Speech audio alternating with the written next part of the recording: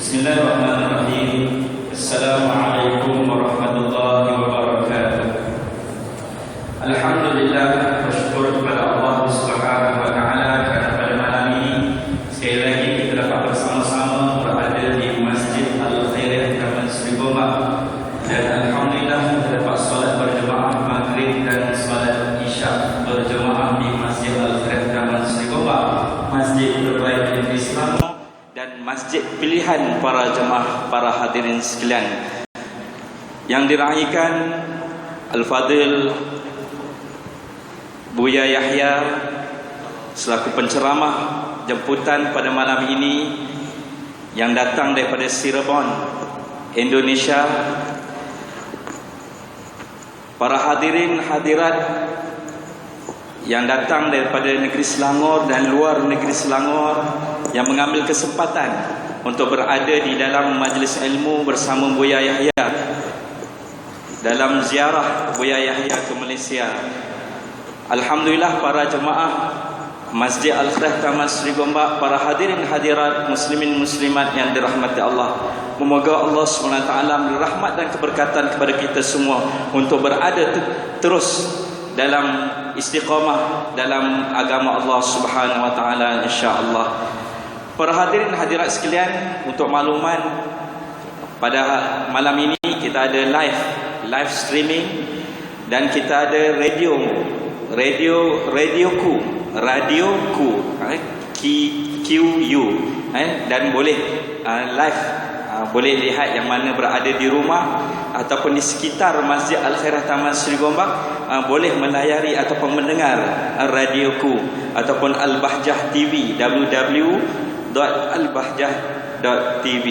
Dan alhamdulillah, para hadirin hadirat sekalian, mengambil kesempatan pada malam ini dalam program ceramah perdana bersama Buya Yahya, insya-Allah akan mengupaskan cari dunia cinta akhirat, insya-Allah.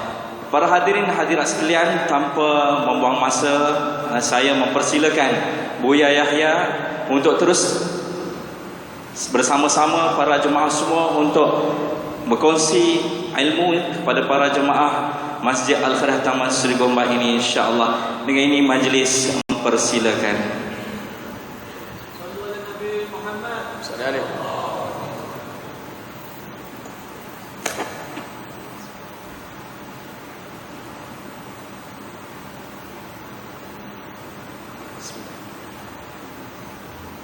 Assalamualaikum warahmatullahi wabarakatuh.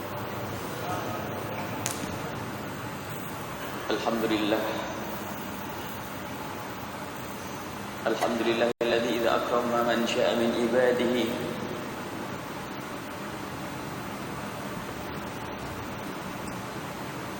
ja'alahu fi hadhihi dunya ma'al hasanati wal khairati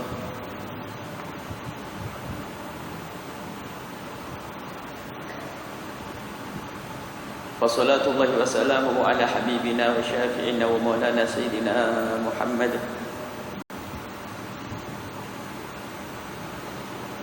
wa ala alihi al-mutahharin wa ashabihi at-tayyibin wa tabi'ina lahum bi ihsanin ila yaumiddin. Allahumma ya rabbana atina fi hadhihi ad-dunya hasanatan wa fil akhirati hasanatan. Allahumma ya rabbana ij'alid dunya fi aydina wa la taj'alha fi qulubina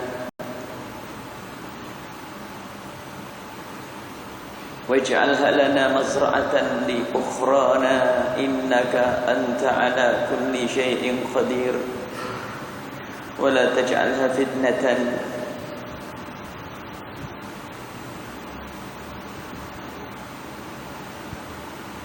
ولا تجعلها فتنة لنا واجعل الدنيا يا ربنا لنا نعمة كما أنعمت بها عبادك وصلحاءك إنك أنت على كل شيء قدير. اللهم يا ربنا ارزقنا التوبة قبل الموت والشهادة عند الموت والجنة بعد الموت. أما بعد. Yang kami cintai, yang kami muliakan, para perindu dan pecinta akhirat. Semoga Allah memberikan kebahagiaan kepada kita di akhirat, menjadikan kita semua ahli surga, dan semoga Allah memberikan kepada kita kebaikan di dunia. Dunia bagi para kekasih Allah adalah mazra'atun lil akhirati. Dunia bagi para kekasih Allah akan dijadikan lahan untuk bercocok tanam demi akhirat. Dan memang dikatakan dunia ini adalah mal'unah, terkutuk, dan semua yang ada di dalamnya terkutuk, kecuali jika dunia ini memang kita cari lalu kita rencanakan untuk akhirat. Artinya dunia terkutuk bukan karena zatnya dunia. Harta tidak terkutuk karena zatnya harta, akan tapi yang menjadi terkutuk adalah bagaimana urusan hati kita dengan dunia dan bagaimana urusan hati kita dengan harta. Jika yang memiliki harta harus menjadi orang terkutuk, maka tidak ada minal ashr al-mubasysyirina bil jannati Abdurrahman bin Auf. Jika orang kaya ternyata harus di neraka jahanam, maka tidak ada Abdurrahman bin Auf yang dikatakan beliau adalah saudagar kaya, konglomerat, orang kaya dari salah satu sahabat Nabi yang disebut sebagai orang yang minal ashr al-mubasysyirina bil jannati, salah satu dari 10 orang yang diberi kabar gembira oleh Allah untuk masuk surga. Bahkan kisah Sayyidina Abdurrahman bin Auf suatu ketika datang kepada Rasulullah, dan Rasulullah berkata, "Abdurrahman, kau lambat masuk surga." "Kenapa ya Rasulullah aku lambat masuk surga?" "Karena kau kaya." "Karena aku kaya lambat masuk surga ya Rasulullah?" "Iya, karena kau kaya maka kau lambat masuk surga." "Lalu bagaimana agar aku bisa cepat masuk surga ya Rasulullah?" Dijawab oleh Rasulullah, "Dengan kekayaanmu." Sehingga setelah itu Sayyidina Abdurrahman bin Auf berusaha menggunakan kekayaannya untuk meluncur ke surga, sehingga diberi kabar gembira oleh Rasulullah dia termasuk 10 orang yang akan masuk surga bersama Sayyidina Abu Bakar Siddiq, Sayyidina Umar, Sayyidina Uthman, Sayyidina Ali dan yang lainnya. Artinya dunia tidak terkutuk dari zatnya dunia. Akan tapi yang menjadikan terkutuk dunia adalah bagaimana urusan hati kita dengan dunia. Mencari dunia bukan satu aib dan celah, bahkan mencari dunia adalah kemuliaan kalau orang paham tujuannya. Kalau mencari dunia untuk dunia, itulah orang yang tertipu. Mencari dunia untuk dunia adalah orang tertipu. Adapun orang bekerja mencari nafkah adalah mulia. Bahkan dikatakan orang bekerja mencari uang pun menjadi sebab pengampunan dosa dari Allah. Disabdakan oleh Rasulullah, "Man amsa kalan min amali yadihi amsa maghfuran lah." Kalau ada satu orang bekerja cari uang, cari rezeki, capek, kemudian di sore hari, di petangnya merasakan capeknya dari pekerjaan tersebut, maka ketahuilah capeknya ini menjadi penghapus dosanya. Bahkan disebutkan juga dalam hadis yang diriwayatkan oleh Imam Bukhari, "As-sa'i 'alal armalati wal masakin kal mujahid fi sabilillah." Jika ada orang mencari rezeki tapi yang dipikirkan adalah untuk berikan pertolongan kepada orang yang membutuhkan, dari janda-janda, dari fakir miskin, dari orang yang membutuhkan, maka ketahuilah dia seperti orang yang jihad di jalan Allah. Bahkan perawi hadis mengatakan, "Adzunnu aku ahsibu aku menduga bahwasanya Nabi mengatakan kalladzi yusalli wa la yaftur," seperti orang salat enggak pernah berhenti-berhenti, walladzi yasumu wa la yuftir, dan seperti orang puasa tidak pernah putus puasanya. Artinya mencari dunia bukan aib. Akan tapi yang menjadi masalah adalah jika orang mencari dunia untuk dunia, bahkan di saat mencari dunia melanggar Allah Subhanahu wa taala. Ada orang mencari dunia meninggalkan salat, terkutuk. Ada orang mencari dunia melanggar Allah, terkutuk. Akan tapi jika orang mencari dunia dengan cara yang benar, itulah yang diajarkan Nabi sallallahu alaihi wasallam. Fantashiru. Bertebaran kau di bumi Allah untuk mencari karunia-karunia Allah Subhanahu wa taala. Dan ketahuilah sahabat Nabi sallallahu alaihi wasallam tidak semuanya disuruh duduk bersama Rasulullah belajar di masjid Rasulullah untuk menjadi orang alim seperti Sayyidina Abdullah bin Umar, Abdullah bin Abbas, tidak. Bahkan setiap Nabi selesai solat subuh atau selesai waktu solat, Sayyidina Rasul sallallahu alaihi wasallam mengajari beberapa orang sahabat Nabi sallallahu alaihi wasallam, selebihnya suruh bertebaran sana. Yang jago perang ngatur siasat perang, yang pandai mencari rizki, carilah rizki untuk kekuatan umat Islam. Ada kalimat zuhud yang sering digembar-gemborkan. Benar, zuhud itu adalah apa? Di saat hatimu tidak dengan dunia. Sebab dunia itu kalau sudah datang kepadamu tidak bisa kau menahannya. Sebab semuanya sudah dijatah oleh Allah. Ketahuilah hai hamba Allah, jatah duniamu sudah dijatah oleh Allah. Dan engkau tidak akan mati kecuali jatahmu sudah kau ambil semuanya. Tidak akan mati kecuali jatah sudah kita ambil. Makanya yang jatahnya kaya harus kaya, biarpun kaya apa tetap harus kaya. Dan kaya bukan aib. Begitu sebaliknya, tidak semua kefakiran adalah mulia. Ada orang fakir akan tapi ternyata tamaknya yang besar. Sudah hanya mencari uang berapa ringgit saja akan tapi meninggalkan sholat, menjual dirinya, melanggar Allah padahal dia fakir. Maka kefakiran bukanlah ukuran orang itu selamat. Jadi fakir dan kaya itu hanya gelar di dunia. Akan tapi kekayaan yang sesungguhnya adalah jika orang itu selamat nanti di akhirat. Dan di surga ternyata di sana ada orang fakir dan di sana juga ada orang kaya. Maka siapapun dari kita, apakah si fakir ataupun si kaya, semoga kita menjadi ahli surga. Semoga Allah berikan kebaikan kepada kita di dunia, memberikan kekayaan, kecukupan di dunia, kekayaan di dunia yang bermanfaat, bukan sekedar kaya-kaya. Maka kami selalu menghimbau kepada siapapun yang bakat untuk menjadi orang kaya. Pembicaraan zuhud itu nanti mari bisik-bisik bicaraan zuhud. Kalau kita harus bicara di mimbar nanti orang bingung. Tinggalkan dunia semuanya. Bagaimana tinggalkan dunia? Saya di dunia, bagaimana meninggalkan dunia? Suruh mati saya. Dalam diskusi tasawuf ada, tapi ada kalakoh tertentu ini. Pembicaraan khusus, tidak semua orang paham. Akhirnya ilmu itu jadi khayal terus. Saya tidak punya jaminan makan dari mana kalau saya tidak kerja. Saya harus meninggalkan dunia. Baca hikamnya Ibn Athaillah Sakandari, maqam tajrid, saya harus meninggalkan dunia. Akhirnya jadi meminta-minta. Semua ada makamnya.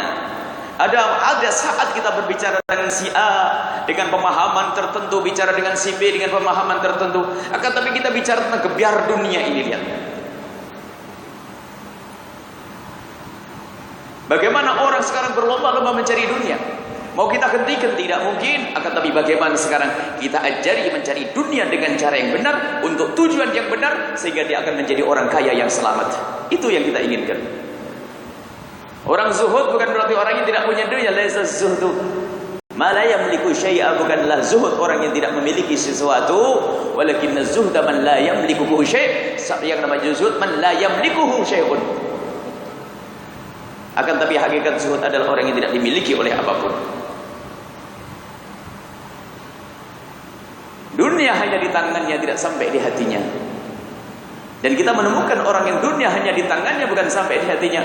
Begitu mudahnya untuk berderma, begitu mudahnya untuk berinfak dan sedekah. Kekayaan baginya adalah hiburannya, adalah kesenangannya dengan harta, dan kekayaannya adalah di saat digunakan untuk kebaikan. Ini pemahaman secara umum.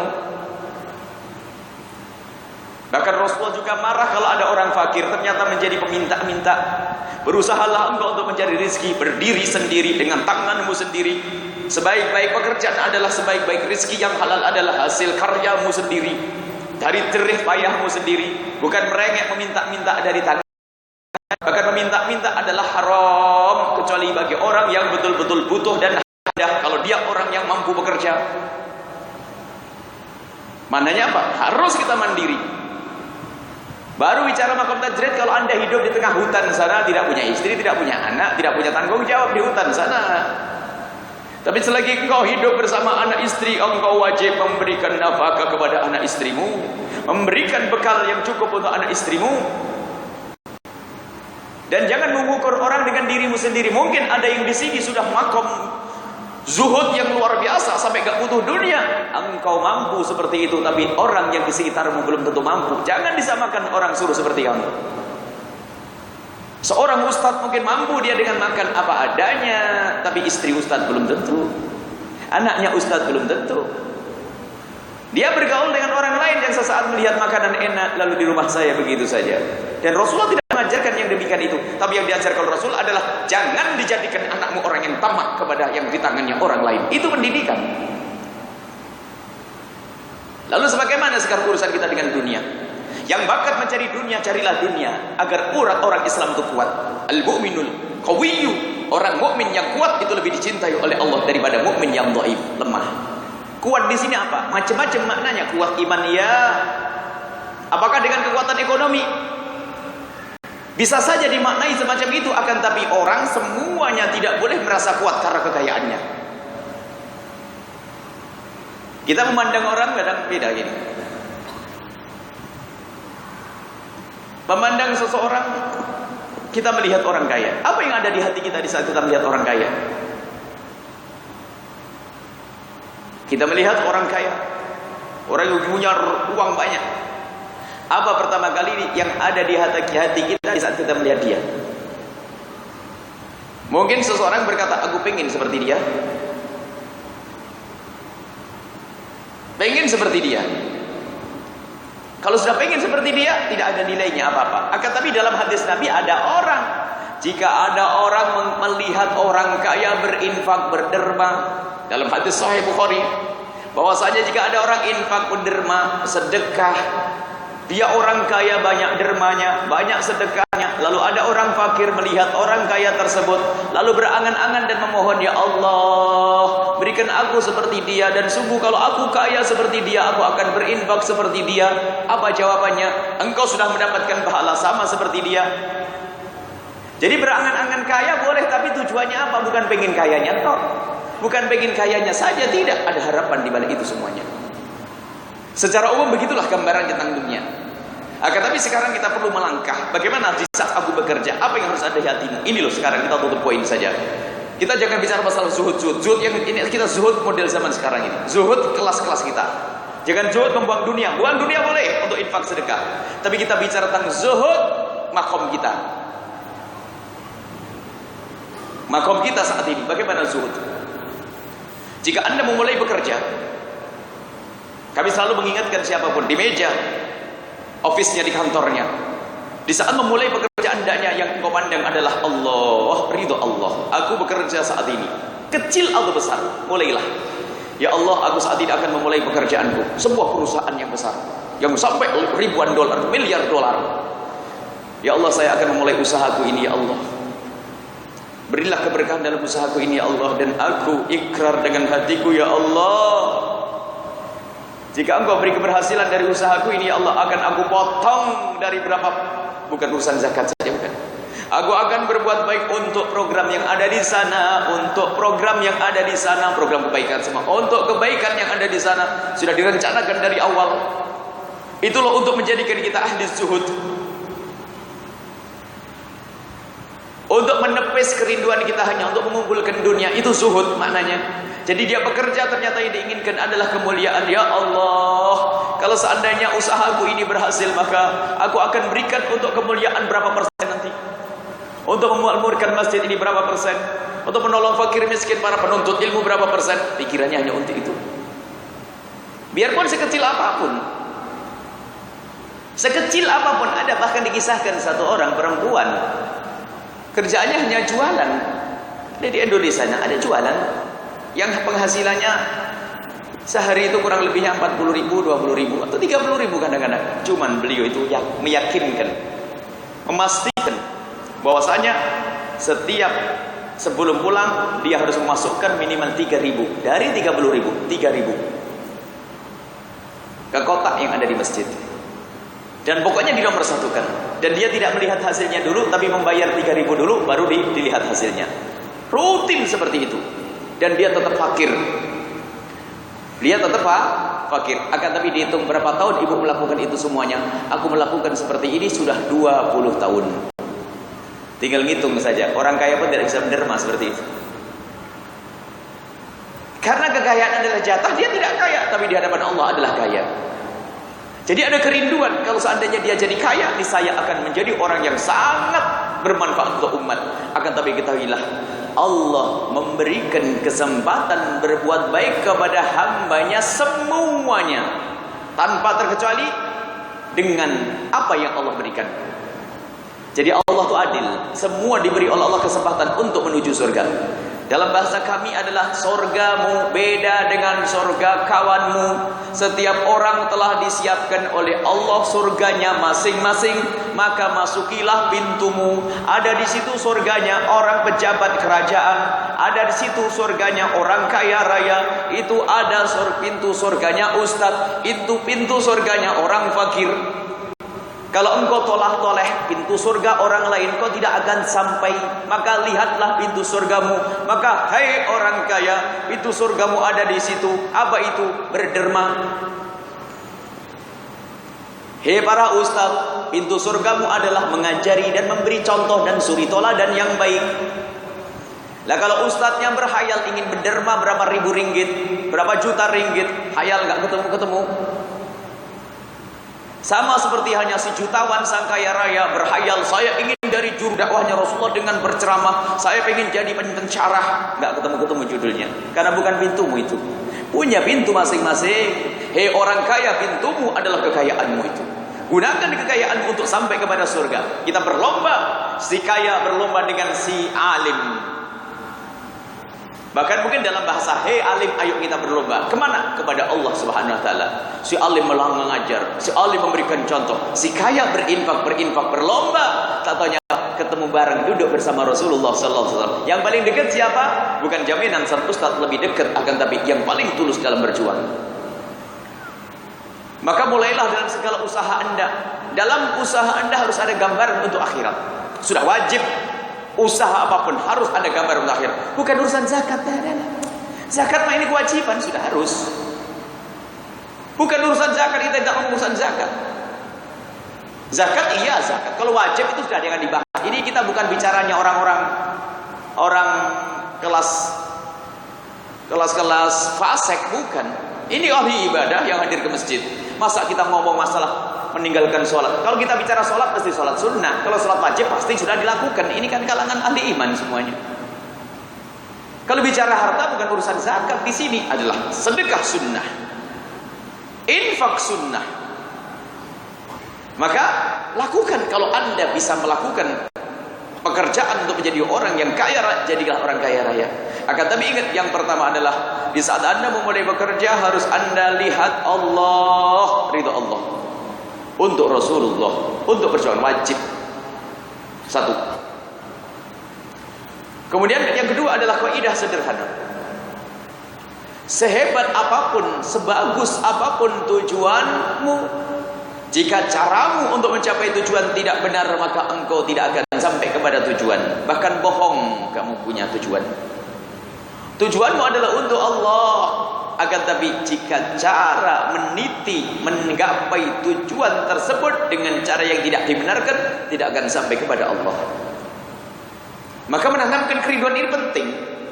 Kalau memang betul tujuannya Allah, pasti dia akan berhati-hati di dalam mencari rezeki. Tujuanmu baik, tapi caramu jelek, tidak akan diterima oleh Allah. Contoh, melihat masjid sudah pada reok misalnya, mau roboh, maka kita akan membangun masjid kembali, memperbaharui masjid. Bangun masjid adalah bagus. Akhirnya betul digerakkan anak muda. Ayo anak-anak muda kita membangun masjid. Tujuannya adalah bagus membangun masjid agar orang sholat nyaman. Akan tapi caranya begini. Terselah wahai anak-anak muda. Yang penting jadi duit, ngerampok boleh, nyopet boleh, apa saja boleh. Tujuannya baik, tapi caranya tidak baik, tidak diterima oleh Allah Subhanahu Wa Taala. Tujuannya baik bangun masjid, tapi caranya mencuri, nggak diterima. Sama, bersedekah, infak dan sebagainya, akan tapi ternyata dengan cara yang haram tidak akan sampai kepada Allah. Maka itu orang tertipu. Dan itu orang ahli dunia itu, nggak ada guna dunia baginya. Bahkan sebagian orang tertipu, sedekah banyak sampai zakat tidak dibayar. Makanya kami selalu rame berbicara dengan siapapun yang ingin membantu pondok pesantren. Dalam hal ini Al-Bahjah yang sering kita suarakan. Jika ingin membantu pondok pesantren, tolong jangan lupa urusi zakat hartamu dulu. Yang pertama, yang kedua urusi utangmu yang sudah jatuh tempo. Jangan membantu, jangan menyumbang, jangan berderma kecuali itu sudah kau beresin, karena itu hukumnya wajib, dan hukumnya melakukan yang wajib pahalanya lebih besar daripada yang sunnah. Tapi setan lebih banyak membisikkan untuk melakukan yang sunnah. Kata orang kaya begitu, Buya bener, kalau sedekah sunnah mah enteng, tapi giliran ngitung zakat berat bagi saya. Coba tanyakan orang kaya. Sedekah sunnah, wah dimintai orang beral keluar duit. Tapi giliran ngitung zakat, naudzubillah, kemang setannya gede. Dipikir dia selamat dengan sedekahnya, tidak. Dengan sedekahmu sunnah tidak diterima oleh Allah karena zakatmu tidak kau bayar. Bayar zakatmu terlebih dahulu. Ini kewajiban. Kemudian hutang-hutang yang jatuh tempo, kalau hutang belum jatuh tempo boleh asalkan ada gambaran. Boleh kita berderma di saat kita punya hutang yang tidak jatuh tempo, belum jatuh tempo, asalkan ada gambaran kita untuk membayarnya. Makanya di saat berbuat baik pun harus ada aturannya. Baik, kembali bahwasanya harapan di saat kita mulai bekerja hendaknya yang kita ingat adalah Allah. Biasakan itu.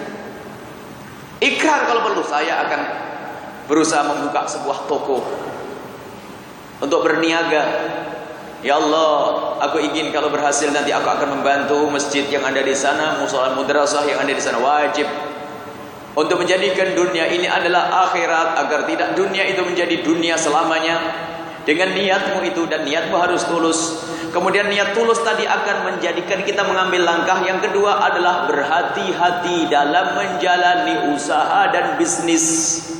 Pasti dia akan mengambil yang namanya modal yang halal, karena dia tahu tujuannya akan diberikan untuk Allah.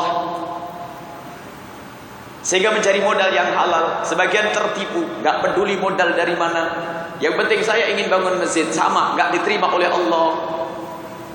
Jangan sok jadi pahlawan. Kadang-kadang sok jadi pahlawan, kasihan, siapa lagi yang bangun masjid kalau bukan kita. Bahkan kadang kita menyantuni orang fakir dengan sombong. Aduh, siapa lagi kalau bukan kita? Ayo kita santuni fakir miskin. Siapa lagi kalau bukan kita? Ente Tuhan bagaimana? Ada Allah. Dan ketahuilah bahwasanya Allah tidak, kalau Allah menciptakan orang fakir di kiri kanan kita, itu bukan karena Allah tidak bisa mencukupi mereka. Ingat, akan tapi Allah menciptakan orang fakir di kiri kanan kita karena Allah ingin mengangkat orang kaya yang ada di kiri kanannya. Bukan karena Allah tidak mampu. Kadang kita sombong kalau nyantuni fakir miskin, seolah-olah sudah menjadi pahlawan yang luar biasa. Maka ingat, orang fakir yang ada di kiri kanan kita itu bukan karena Allah tidak mampu memberi kepada mereka, akan tapi karena Allah ingin mengangkat orang cukup yang ada di kiri kanannya. Bahkan kalau orang kaya itu sadar, ketahuilah engkau akan mulia gara-gara si fakir. Jika tidak ada orang fakir, maka kau tidak akan bisa derma, maka hartamu tidak akan berguna. Kalau tidak ada masjid yang reot merabuh itu di saya, hartamu juga tidak ada berguna. Dan begitulah Allah mengangkat hambanya. Maka di saat berderma, berbuat baik, hendaknya kita sadar bahwasanya kita rindu untuk Allah. Maka langkah kedua adalah di dalam mencari rezeki. Halal haram tolong diperhatikan. Kalau ada orang berjuang katanya dalam kebaikan, tapi kalau tidak memperhatikan halal haram, jawabannya adalah bukan karena Allah. Sudah, gak usah pakai periksa-periksa lagi. Bukan karena Allah, hanya karena ingin disanjung oleh sahabatnya. Maka sekarang perlu kita benahi usaha kita. Mungkin ada yang hadir di tempat ini, usahanya haram, tidak karu-karuan. Tidak usah khawatir. Yang mendatangkan anda ke sini adalah Allah. Sadari. Yang menjadikan saya berucap seperti ini adalah Allah. Allah menjadikan saya berucap dan Allah menjadikan anda datang ke tempat ini. Berarti Allah menghendaki kebaikan buat anda.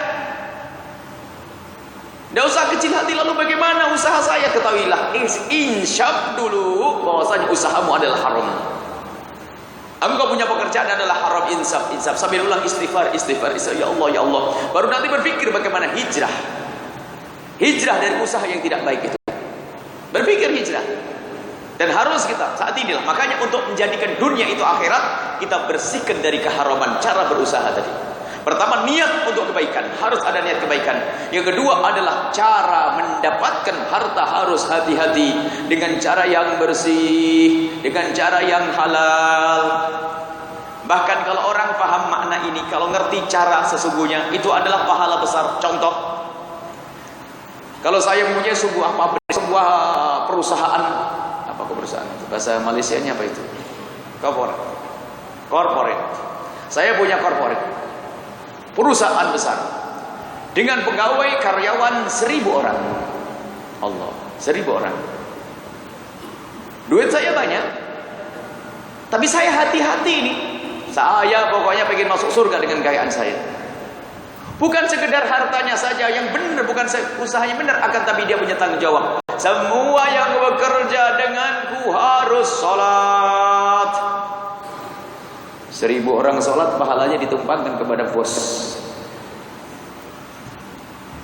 Wanitanya semuanya harus menutup aurat. Semua pahalanya ditumpangkan. Enak bener, sebenarnya cari surga kan gak susah. Setelah mendapatkan rezeki yang banyak, dipotong untuk kemuliaan. Maka hikmah yang kami tulis terakhir adalah, jika ada seorang hamba diberi oleh Allah kemudahan kekayaan di dunia, kalau dia paham sebetulnya Allah telah memberikan perangkat untuk menuju surga secepatnya. Kalau orang paham, kalau Allah memberikan kepada seorang hamba kecukupan di dunia, sebetulnya Allah memberikan kesempatan untuk meluncur ke surga dengan cepat kalau dia mau. Dengan cara bagaimana? Menggunakan kekayaannya tadi untuk Allah. Baik, cara yang kedua adalah menata urusan usaha. Sehingga kalau usaha Anda benar halal, maka ketahuilah Anda selamat daripada dunia yang terkutuk tadi. Usaha yang benar halal, bersih. Tadi kami sampaikan, mungkin ada di antara yang hadir di sini usahanya masih nggak karuan. Ketahuilah Allah Maha Kuasa untuk merubah. Yang penting kita berusaha untuk merubah, perlahan demi perlahan. Ingin berubah pokoknya. Saya akan berubah ya Allah, betul. Karyawan pegawai saya tidak pernah saya ingatkan untuk sholat, maka insya Allah pulang dari majelis ini saya akan ingatkan mereka semuanya harus sholat. Jam kerjanya dirubah, dikurangi atau bagaimana. Berpikir untuk kemuliaan. Kalau mereka susah sholat, mungkin kita undangkan ustaz, suruh memberikan syarah kepada mereka atau ilmu kepada mereka sampai menjadi sholat. Pahala semuanya itu semuanya kalau orang paham. Ini kalau karyawannya 2, pembantu di rumah tangga kita, seorang yang bekerja di rumah tangga kita, kadang 2 orang, cuma 2 sudah nggak sholat semuanya, cukup untuk bosnya masuk neraka jahanam. Ayo,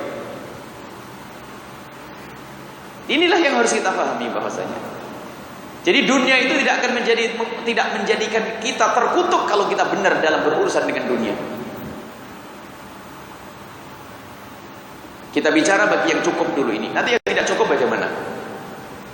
Jadi di dalam berusaha hendaknya kita bersih, hati-hati jangan sampai kita melakukan yang haram. Berusaha dan terus berusaha, jangan tertipu.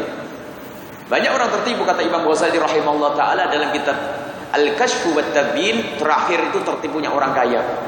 Ada orang kaya tertipu itu semangatnya, juangnya tinggi. Wah, berpikir untuk derma dan sebagainya, derma. Setan nggak mau diem. Setan membisikkan, wah iya terus banyak berderma kamu. Sementara dia tidak mampu.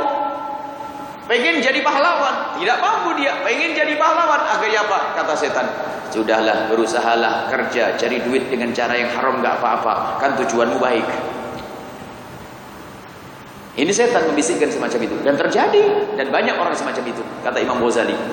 Jadi banyak orang tertipu, sok menjadi pahlawan, membantu pondok pesantren, membantu para santri, para siswa, akan tapi ternyata dengan cara yang haram, maka tidak akan mendapatkan apa-apa. Naudzubillah.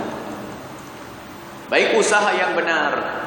Dan kepada siapapun yang usahanya masih tidak benar, yang pertama adalah nyesel. Adapun perubahan itu bertahap. Bisa seminggu berubah, sebulan berubah, bahkan bisa setahun baru berubah. Yang penting ikrar dengan hati kita bahasanya pekerjaanku adalah haram. Saya ingin hijrah ya Allah, tapi itu hijrah kan tidak gampang. Melihat siapa yang ada di bawahnya, bersama siapa dia, mungkin kerja sama-sama orang, untuk menarik pun tidak bisa langsung, untuk keluar pun juga tidak gampang. Maka yang penting dalam hatinya ada ikrar untuk meninggalkan keharaman tersebut. Jangan berhayal berbuat baik dengan duniamu jika mencarinya adalah dengan cara yang salah. Jangan berhayal. Harus bersih, halal. Dan Sayyidina Abdurrahman bin Auf itu setelah beliau banyak berderma, banyak sedekah, sampai beliau berkata, saya sedekah duitku kok gak habis-habis. Bahkan semuanya jadi duit. Bahkan sampai beliau berkata, kalau seandainya aku membongkar batu, di balik batu itu ada emasnya. Artinya apa? Tangannya itu gampang jadi duit. Megang apa jadi duit. Dan kita menemukan juga ada di Indonesia sana, satu orang itu sedekah tok kerjaannya. Setiap kita datang ke pondok pesantren, katanya ada sumbangannya orang itu. Padahal usahanya tidak terlalu gede. Cuman memang beliau berusahanya untuk itu dan menikmati itu semuanya. Sampai beliau berkata, setiap aku bersedekah, Allah pasti ganti lagi. Setiap sedekah ganti lagi dengan penuh keyakinan. Dan insya Allah yang kaya di sini insya Allah di surga semuanya. Baik, bagi yang tidak mampu bagaimana? Hati-hati, tidak jaminan kau selamat. Jangan berkata, wah saya tidak punya dunia aman. Oh enggak, tamak di dalam hatimu, kerakusan di dalam hati. Sebab hakikat kekayaan adalah kaya hati. Ada orang secara materi dunia tidak punya apa-apa, akan tapi Allah memberikan ketentraman batin. Dan itu yang hakikat kekayaan yang sesungguhnya. Innal ghina innan nafs. Kekayaan yang sesungguhnya adalah jiwa yang kaya. Ini tidak bisa hanya sekedar diceritakan. Sebab itu masalah rasa. Kalau diceritakan hayal bagi sebagian orang. Kok bisa ya orang begitu kok senang? Oh kan? Anda bisa menemui ada orang hidup di kampung, di pelosok, bekerja sehari untuk makan sehari, hidupnya pas-pasan. Akan tapi ketahuilah, di saat bangun tidur, sholat subuh bisa candaria. Sholat subuh berjamaah dengan istrinya, pergi ke masjid, ketawa. Kadang-kadang di saat lapar pun masih tersenyum. Allah indah. Bahkan tidak ada keluh kesah. Padahal hidupnya pas-pasan. Hidupnya pas-pasan, tapi ternyata candaria ditemui dalam rumah tersebut. Tapi tetangganya yang rumahnya megah, ribut terus. Sebab memang dunia tidak ukuran kebahagiaan. Ukuran kebahagiaan adalah apa yang ada di dalam hatimu. Bagi siapapun yang oleh Allah diuji dengan kekurangan, maka ketahuilah, kekuranganmu itu jika engkau sikapi dengan kesabaran dan ketabahan, maka engkau akan melampaui si kaya. Anda fakir, semoga dicukupi oleh Allah semuanya. Jika ada yang fakir di sini, cuma dia angan-angannya mulia. Setiap melihat orang kaya yang baik berinfak, maka dia berangan-angan, bekerja ya Allah, jadikan aku kaya seperti dia, agar aku bisa membantu fakir miskin ya Allah. Tapi pun demikian tidak hanya berdoa, memulai ada rezeki sedikit dipotong. Kita terharu kepada sekelompok orang fakir yang berusaha memaksa untuk bisa bersedekah. Macam-macam kita di pondok itu kan ada beberapa kali, tidak sekali dua kali. Kan ada orang nyumbang jumlah gede, ada ratusan juta dan sebagainya, ada untuk bangun pondok. Suatu ketika kita kedatangan satu orang membawa tempat itu dari kain yang ditalikan kain segi empat itu terus ditaliin begitu. Ada plastik di dalamnya. Dengan malu-malu ngomong, Buya, apa ini? Kok berat banget? Ya Buya, mohon maaf. Saya dengar orang bisa banyak sedekah, banyak-banyak Buya. Saya malu kalau sedekah. Saya belum bisa bersedekah. Saya malu kepada Allah kalau saya tidak bisa sedekah. Cuman saya kan tidak punya apa-apa. Saya nabung, jadi dia kerja di pasar. Setiap ada duit uang koin 1.000 rupiah, dipastikan 1.000 rupiah yang koin ini dimasukkan ke situ. Setiap seponya, setiap hari masukkan berapa. Ini saya kumpulkan 3 tahun. Setelah dibuka kumpul 11 juta. Orang kaya pun tidak mudah untuk berinfak menderma 11 juta. Dia tidak menyerah dengan kefakirannya. Anda jangan nyerah dengan kefakiranmu. Ittaqun nar walau bisyikki tamratin. Untuk mengeluarkan dunia dari hatimu adalah dengan sedekah tadi, infak. Kadang fakir pun ternyata bukan berarti hatinya bebas dari dunia. Fakir tapi tamaknya luar biasa, Masya Allah. Kikir, pelit. Sudah fakir, kikir, pelit, nasib buruk. Maka itu perangi adalah dengan derma. Walau bisyikki tamratin, biarpun hanya dengan separuh korma. Mulailah dari yang kecil. Kalau Anda di saat menjadi orang yang fakir bisa memulai dengan berderma karena Allah, maka ketahuilah ini bakat menjadi orang kaya yang selamat. Bahkan kita pun perlu mengajari anak-anak kita untuk bisa pandai berderma. Kami selalu menghimbau untuk anak-anak kecil kita, tolonglah ibunda kami yang semoga dimuliakan Allah, ayahanda kami yang dimuliakan Allah, ajari anak-anak kecil kita untuk senang berbuat baik dengan dunia, untuk tidak membiasakan hatinya terikat dengan dunia. Caranya bagaimana? Kalau kita memberikan uang saku kepada anak kita sehari, misalnya 5 ringgit. Wahai anakku sayang, hari ini kau aku beri 5 ringgit. Akan tapi Abah Umi minta kepadamu nak, 1 ringgit kembalikan kepada Allah.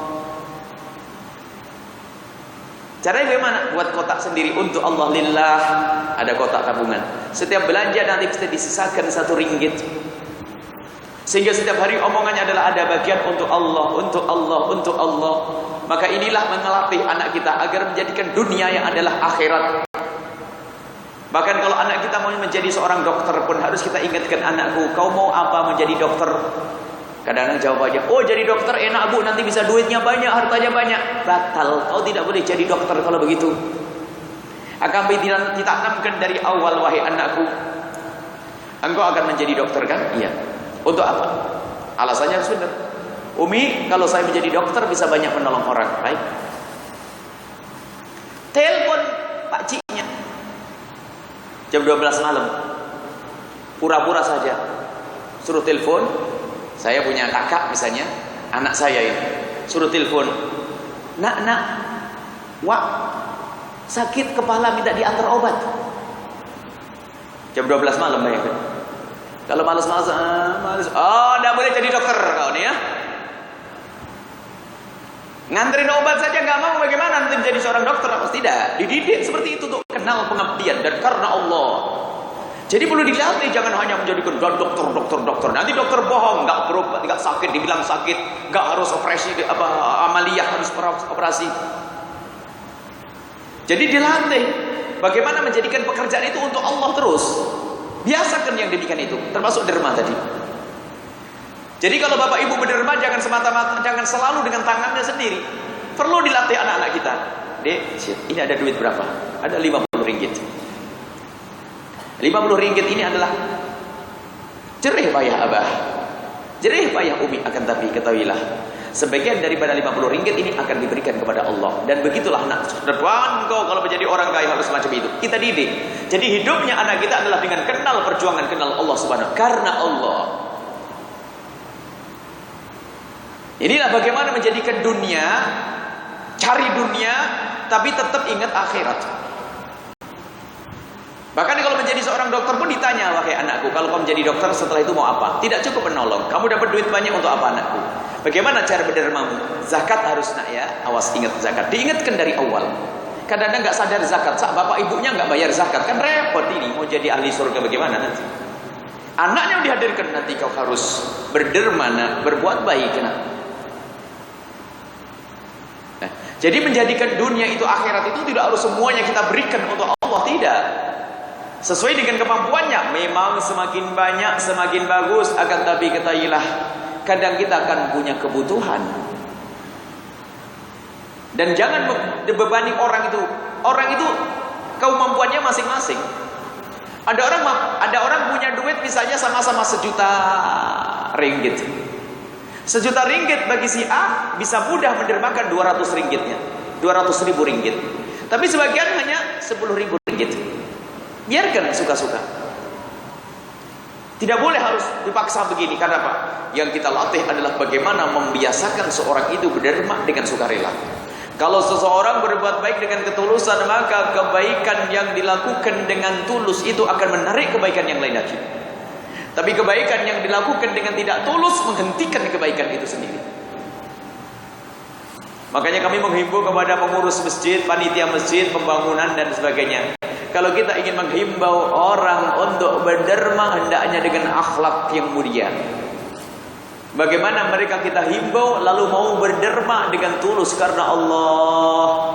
Ada sebagian pengurus tim panitia masjid, pengurus masjid tapi gak bener. Cepat bangun masjid, bantu derma yang banyak. Yang penting banyak, gak ikhlas gak apa-apa. Loh, gak ikhlas apa-apa, ini bagaimana nanti? Masuk neraka nanti dia. Gak begitu caranya, dengan adab yang baik. Bahkan kalau kita mengetahui orang itu tidak bayar zakat, jangan ragu, diingatkan. Jangan hanya mementingkan masjidnya cepat jadi, biarin bayar zakat, gak bayar zakat terserah. Oh, tidak boleh begitu. Kalau kita dengar tanda-tanda bahwasanya orang kaya tersebut tidak pernah bayar zakat, kebetulan bangun masjid, bayar masjid, kita ingatkan assalamualaikum. Tapi tidak secara langsung begitu. Semuanya yang ingin bersedekah mohon diperhatikan urusan zakatnya, diingatkan. Sebab membayar zakat pahalanya lebih gede daripada sedekah dan infak. Harus ingatkan. Cuman kadang panitia masjid pun kadang seperti itu. Yang penting jadi. Duit terserah, ikhlas tidak ikhlas gak penting. Pokoknya kasih duit yang banyak. Baik, inilah gambaran secara umum wahai ahli iman. Intinya mencari dunia ternyata bukan aib dan celah. Asalkan jangan lupa langkah-langkah Anda adalah untuk Allah. Sehingga dikatakan dunia mazra'atul akhirati, yang namanya dunia ini adalah tempat bercocok tanam untuk akhirat. Asalkan bagaimana kita ingat untuk akhirat. Cari duit, tapi ada ingat akhirat. Ingat akhirat harus saja. Semua buka toko ingat bagiannya untuk akhirat. Ya, ditulis kalau perlu. Jangan lupa bagiannya untuk Allah. Senyum lihat, untuk Allah. Akhir tahun di arah hitungan untuk Allah. Yang kedua adalah caranya harus bersih. Kalau ada yang belum bersih, perlahan harus merubah. Kalau sudah begitu dua cara ini Anda lakukan, maka duniamu semuanya untuk Allah. Yang kita tinggal pun menjadi harta bersih dan halal. Diwaris oleh anak pun menjadi harta yang berkah. Sederhana, syaratnya cuma dua itu saja. Agar menjadi dunia ini adalah akhirat. Bahkan kami selalu berkata, bawa mobilmu ke surga, bawa rumahmu ke surga. Jangan sampai kau tinggal di dunia, bawa kekayaanmu ke surga. Sayang dong ditinggal itu. Bagaimana aku bisa membawa mobilku ke surga? Membawa kereta, mobil di Jawa Timur. Kalau mobil banyak di Indonesia. Kalau di kereta banyak di sini. Baik. Bagaimana saya bisa bawa kereta ke surga? Bawa ibu, bawa bapak, bawa keretamu itu ke surga. Caranya apa? Gunakan untuk kebaikan. Digunakan untuk pergi ke salat subuh, menghadiri majelis-majelis mulia. Akan kebawa ke surga, dinaiki lagi di surga itu nanti. Jangan digunakan mobilmu untuk maksiat. Rumahmu gue jadikan rumahmu rumah surga. Bawa rumahmu itu ke surga. Apa yang harus aku lakukan di rumahku itu? Gunakan untuk kebaikan. Jadikan tempat sujud yang banyak. Jangan ada keharaman di rumahmu itu. Sehingga disunahkan kalau sholat sunnah itu adalah tidak di satu tempat, wahai hamba Allah. Kalau Anda sholat sunnah di rumah khususnya, jangan menempati di tempat yang musola yang panas itu, tidak. Sesaat di ujung sana, sesaat di ujung sini, sesaat di ujung situ. Perbanyaklah saksi untuk sholat kita. Sehingga para ulama mengatakan wa yukrahul iton, untuk sholat sunnah itu makruh kalau menempati satu tempat. Kenapa? Mengurangi saksi. Jadi kalau Anda sholat sunnah sesaat di dapur, sesaat di ruang tamu, sesaat di sana. Dan itu siasat bagi orang yang malas. Coba ibu, kalau Anda malas beribadah, malas sholat, cara sholatnya seperti itu. Coba, ujung sana 2 rakaat, pindah dekat yang sana 2 rakaat, pindah sini saya pindah 2 rakaat, pindah sini, tatonya tanpa sadar 20 rakaat. Coba amalkan ini ilmu. Yang malas ibadah, kalau pengen ibadah jangan satu tempat, capek itu. Sambil pindah sana, pindah sini, pindah situ, tak tahunya tanpa sadar ibu semalam bisa sholat 21 rakaat. Allah. Lakukan ini. Dan saya termasuk kayak ibu saya itu malas. Makanya kalau siasati, saya bagiannya kalau keliling masjid itu, mampir masjid itu biar saya itu perbanyak sholat. Sebab kalau satu masjid itu capek sudah sholat. Jadi saya masuk masjid 4 rakaat, pindah lagi masjid 4 rakaat, pindah lagi masjid 4 rakaat, 10 masjid itu 40 rakaat tanpa sadar. Ayo. Makanya kita lakukan setiap hari raya Idul Fitri, kan Rasulullah memerintahkan agar kita menghidupkan malam hari raya dengan ibadah. Bayangin saya, kalau sudah terawih Ramadan 21 rakaat tambah qiyamul lailnya, lah kok hari raya masih mau sholat? Ini kan orang pada nggak mau. Masa malam hari raya suruh sholat 60 rakaat? Enggak deh. Tak taunya apa? Kita buat budaya. Bukan budaya, memang disuruh oleh Nabi menghidupkan malam hari raya Idul Adha, Idul Fitri. Sehingga kami membuat pertama satu mobil, Bu. Saya dengan anak-anak sendiri ke sampai 15 masjid waktu itu. Setiap malam 15 masjid. Kali 4, suruh hitung berapa rakaat itu? 60 kan? Setelah itu apa? Diikuti oleh orang. Sekarang diikuti ribuan, banyak orang akhirnya. Jadi karena banyak orang, dikurangilah menjadi 10 masjid saja deh.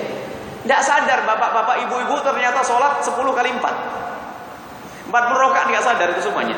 Masuk sholat tahiyatul masjid 2 rakaat, ditambah sholat apa saja 2 rakaat. Ya Allah, akbar, Allahu akbar. Pindah masjid lagi, Allahu akbar, Allahu akbar, di masjid.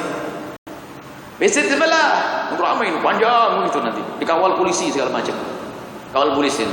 Tidak sadar, maksudnya apa? Kamu itu kan sama dengan saya, pemalas. Makanya harus siasati ini.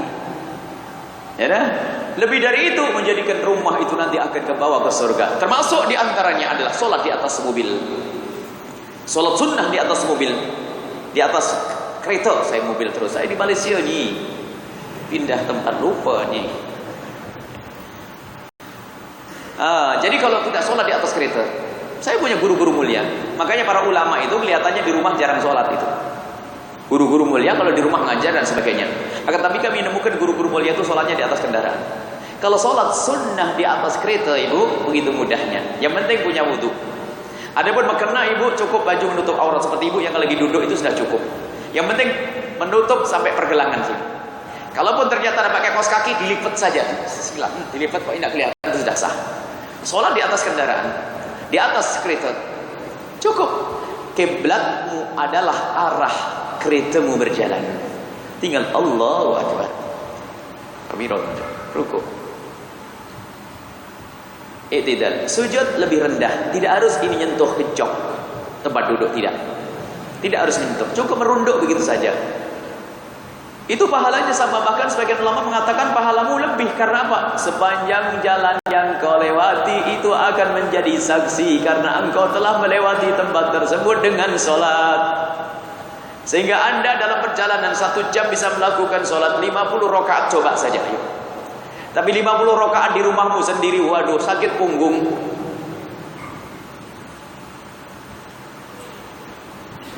Ini yang punya kereta bisa.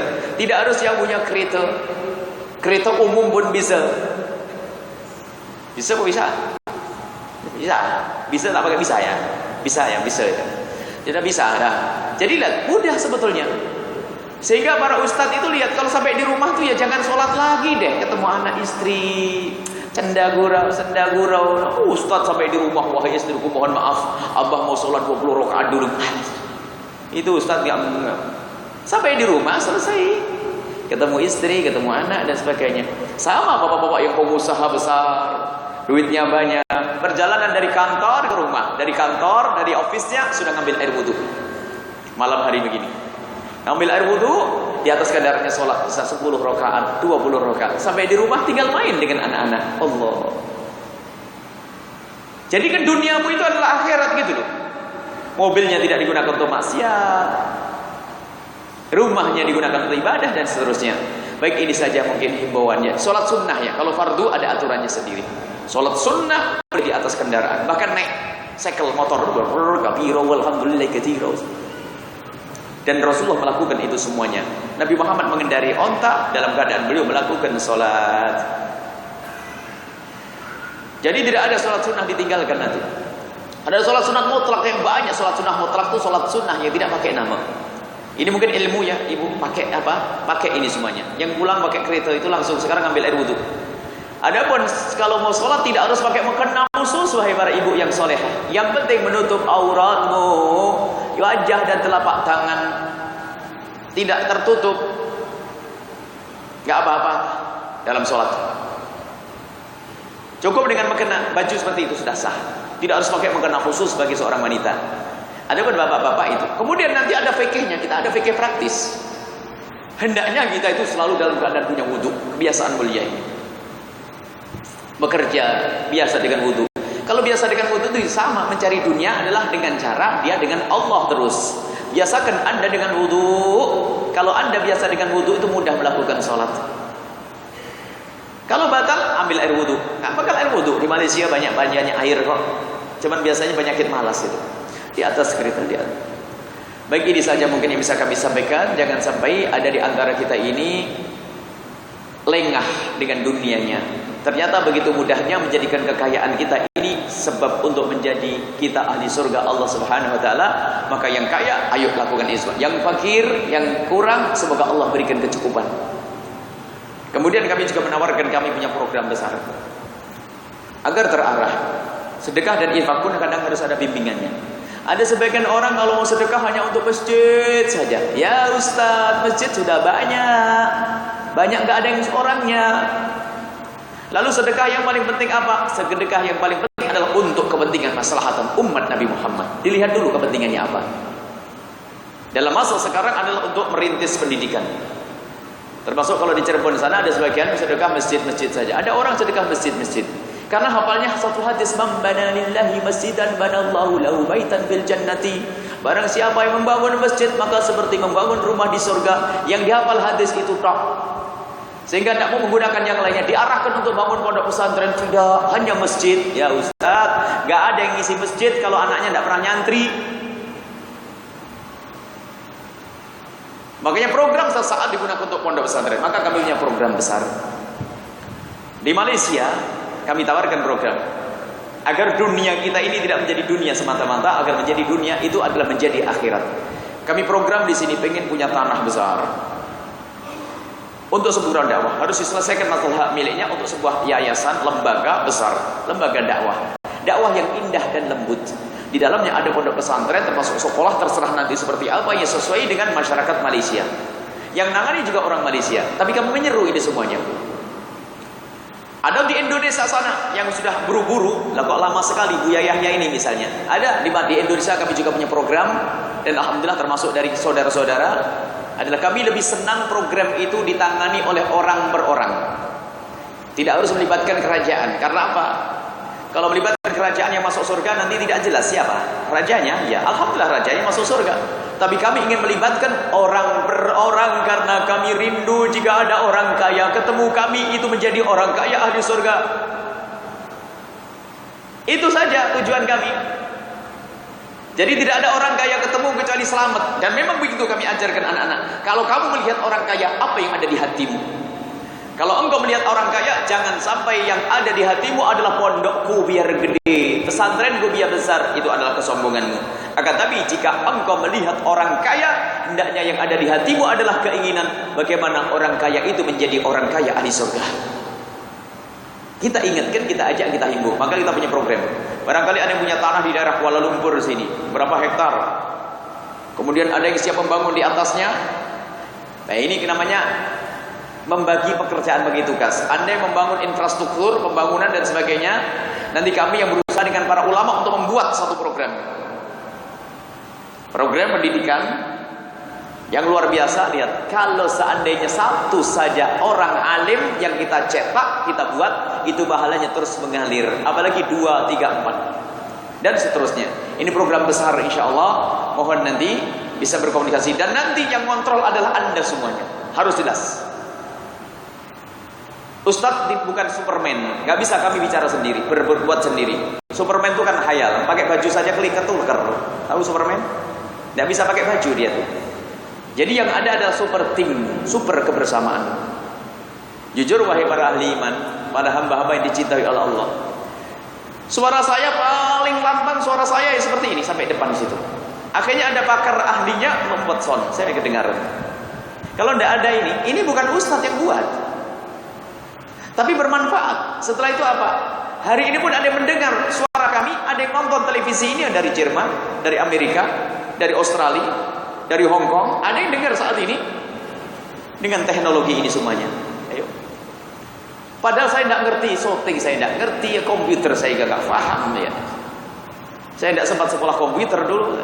Tidak, saya sempat itu. Saya kalau buka email sudah ketukar-tukar, lupa nomor pinnya, nomor passwordnya berapa, sudah bukain saja sampai kita tahu. Jadi sampai hari ini HP itu kalau sudah diganti pusing saya, itu harus belajar. HP itu harus HP yang lama ini diganti yang baru lagi. Kalau HP yang baru lagi itu harus belajar lagi kelamaan. Tapi semuanya bisa dilakukan. Kenapa? Dengan kebersamaan ini. Maka tidak boleh kerja sendiri. Dan nanti program kita semacam itu. Bahkan kami ajak, mungkin ada yang punya keahlian. Para bapak-bapak, ibu-ibu punya keahlian, ayo berjuang dengan keahliannya, biarpun tidak dengan hartanya. Dan ingat, semuanya berjuang bersama kami adalah ingat, jangan mencari uang di dalam perjuangan. Kalau pengen cari uang, dagang di pasar sana. Akan tapi dalam berjuang kita pun akan memberi uang orang sesuai dengan semestinya. Misalnya kita nyewa mobil, nyewa kereta, ya harus bayar dong. Jangan mentang-mentang dakwah gratisan begitu, enggak. Jangan mentang-mentang untuk dakwah lalu cuma-cuma ya. Percuma. Enggak, tetap ada profesional. Akan tapi hendaknya yang berjuang adalah karena Allah, bukan karena untuk mencari kekayaan. Kalau cari kekayaan tadi berniaga sana. Jadi kami seru barangkali setelah ini kita buat tim yang ada di Kuala Lumpur, di Malaysia, tim untuk itu semuanya. Bagaimana mencari lahan? Alhamdulillah gambaran lahan sudah ada. Kalaupun ada gambaran lahan lain lagi, bisa saja. Mungkin yang ini dijual untuk pembangunan di sini atau ini ditukar ke sini. Yang penting adalah program ini berjalan. Dan siapa yang berjuang? Kalau Anda melihat sebuah perjuangan, jangan menunjuk orang lain. Takut Anda ketinggalan. Tapi jadikanlah aku yang akan berjuang. Karena aku yang ingin selamat. Aku ingin masuk surga Allah Subhanahu wa taala. Dan saya sudah berjanji, sudah keperucut itu terlanjur ngomong. Kemarin tidak tahu di mana. Kalau program ini berjalan, separuh hidup saya ada di Malaysia. Hanya pengen dekat, pengen lihat wajah-wajah. Makanya kalau habis pengajian itu saya senang salaman, lihat wajah-wajah orang ikhlas. Biarpun saya capek kadang-kadang tangan, aduh capek ini. Salaman tuh capek loh ya. Capek salaman itu, cuman saya rindu kadang-kadang baru pertama kali ketemu. Kadang-kadang ada orang yang penuh berkah lalu bersentuhan tangan, indah. Mungkin yang sepuh saya cium tangannya, yang tua. Nanti separuh hari, 15 hari saya di sini. Bukan 15 sih, 3 hari di sini. Kalau 15 hari kan 3 hari di Malaysia, 4 hari Cirebon. 3 hari Malaysia, 4 hari Cirebon. 3 hari Malaysia, 4 hari Cirebon. 3 hari Malaysia, 4 hari Cirebon. Sampai mati. Mati dalam keadaan perjalanan dakwah mati. Allah, kita ingin mati kita dalam keadaan kita dalam dakwah. Kita ingin mati dalam keadaan semacam ini. Kita ingin mati yang kaya raya itu semoga meninggalnya adalah di saat kontrol pembangunan setelah panjang umur semuanya. Kontrol pembangunan begini, Allah mati syahid. Pembangunan pondok pesantren, pembangunan masjid, dahsyat. Ini saja mungkin yang bisa kami sampaikan. Ada waktu 20 menit untuk tanya jawab. 20 menit untuk tanya jawab. Seperti itu ya. Bekerjalah yang serius dengan cara yang benar, maka dengan tujuan yang benar, maka hartamu akan menjadi harta akhirat. Ini saja, wallahu a'lam bishawab. Silakan. Assalamualaikum warahmatullahi wabarakatuh. Assalamualaikum warahmatullahi wabarakatuh. Sebagaimana Buya katakan, untuk yang kaya dan juga yang miskin, ada bahagian untuk mereka gunakan demi Allah Subhanahu Wa Taala. Bagaimana pula sesuai untuk menuntut ilmu pula? Surga Allah sudah menyiapkan masing-masing. Penuntut ilmu sama, penuntut ilmu punya tujuan. Untuk apa engkau menuntut ilmu? Jika engkau menuntut ilmu untuk Allah, biarpun tidak sampai mati di perjalanannya, sudah sampai tujuan. Dan ilmu yang bermacam-macam. Misalnya ada ilmu engineer, ilmu teknologi, ilmu komputer, ilmu macam-macam. Asalkan tujuanmu karena Allah, maka engkau sampai kepada Allah. Surgamu itu, makanya ini pakar IT ini bagiannya surga ya sudah ngurus itu bagianmu. Kalau kamu jadi ustaz ini nggak ada yang videonya nggak nyampe ke Amerika sana ini. Ya sudah lo bagianmu begitu. Pakar IT, pakar sound, pakar ini itu bagianmu. Jadi ketahuilah bahasanya, gali potensi dirimu sendiri. Kamu bisa apa? Hadiahkan untuk Allah. Bisamu ngapain? Saya tukang pijit. Ya sudah, saya mijitin tukang saja. Yang bekerja di masjid biar saya pijitin saja. Nah, kan sama saja. Mijiti tukang yang kerja di masjid, sama aja. Jangan meremehkan siapa yang paling mulia di hadapan Allah. Yang paling mulia adalah yang tulus. Suatu ketika ada di masjidnya Rasulullah ada seorang perempuan tua yang biasa membersihkan halaman masjidnya Rasulullah. Tukang sapu lah anggapnya. Suatu ketika itu nggak kelihatan. Rasulullah bertanya, "Hei sahabatku, dulu ada ibu-ibu yang biasanya membersihkan masjid ini kok nggak ada, di mana?" Dijawab oleh sahabat Nabi, "Meninggal ya Rasulullah." Rasulullah kaget, "Kau tidak kasih tahu aku?" Maksudnya kenapa tidak kasih tahu? Hanya karena dia seorang ibu tua yang seolah-olah tidak berguna begitu. Kenapa tidak kasih tahu aku? Ya luput saja. Tidak, antarkan aku ke kuburannya. Pergilah Nabi Muhammad ke kubur wanita tersebut, dan itulah kisah bagaimana orang sholat di atas kubur. Sholat jenazah di atas kubur dilakukan Rasulullah saat itu. Bagaimana? Seorang perempuan yang hanya kerjaannya membersihkan, bukan nyumbang miliaran, bukan, akan tapi karena dia punyanya tenaga untuk membersihkan masjid, ternyata dicari oleh Rasulullah. Jadi apa yang Anda miliki, gunakan. Makanya kami selalu bertanya, ayo punya apa, ayo berjuang. Yang datang macam-macam. Bahkan yang datang terakhir adalah saya punya suara, ada saya punya ilmu ini. Ayo kumpulkan semuanya untuk berdoa, berdakwah. Nanti kalau sudah dikumpulkan, menggali potensi, nanti ada manajemennya yang ngatur. Maka jangan ragu-ragu yang punya. Saya punya taekwondo. Oh iya, bisa saja, tenang aja, jangan khawatir. Umat Islam harus kuat. Ajari santri taekwondo. Saya punya ilmu bahasa Inggris, sama matematik, bahasa Inggris. Baik. Sampai saya ingatkan, guru bahasa Inggris, kamu sadar enggak? Di saat engkau mengajari ilmu bahasa Inggris itu, kamu harus tahu siapa yang kamu ajari. Jika yang kamu ajari adalah orang yang niatnya zina, kamu ikut bagian dosa zina. Ayo, sadar enggak? Tapi kalau engkau mengajari bahasa Inggris calon ustadz, wah ini bakal bermanfaat besar. Agar bisa berdakwah ke negeri kafir dengan bahasa Inggris tuh. Dan punya ilmu itu digunakan untuk kebaikan supaya tidak sia-sia. Makanya ilmu duniamu agar jadi akhirat bagaimana? Ilmu matematik ajari santri biar bisa ngitung faraid bener. Olahraga pun demikian. Saya kalau olahraga ngajari ada orang yang olahraganya hanya naudzubillah, perempuan hanya untuk menjaga kesehatannya, hanya untuk berbuat zina, kamu dapat bagian dosa. Tapi jika ilmu kesehatan yang kau ajarkan, olahraga yang kau ajarkan untuk berjuang agar sehat, dapat pahala. Itu sama kan sebetulnya. Ini begitu. Jadi apapun yang Allah berikan kepadamu, hendaknya engkau sambungkan kepada Allah, karena itu potensi kekuatan, itu sebetulnya bekalmu untuk kenal Allah. Jadi semuanya dikasih masing-masing oleh Allah. Enggak sama, ini dikasih keahlian ini, dikasih keahlian ini untuk melengkapi, saling melengkapi. Allahu a'lam bishawab. Terakhir ada lagi? Baik, satu. Bismillah. Sudah terakhir ya. Assalamualaikum Buya. Ya, yang ingin tanyakan di sini saya bagaimana caranya mendidik anak yang soleh dan yang solehah, itu saja. Ya, gimana? Allah Masya Allah.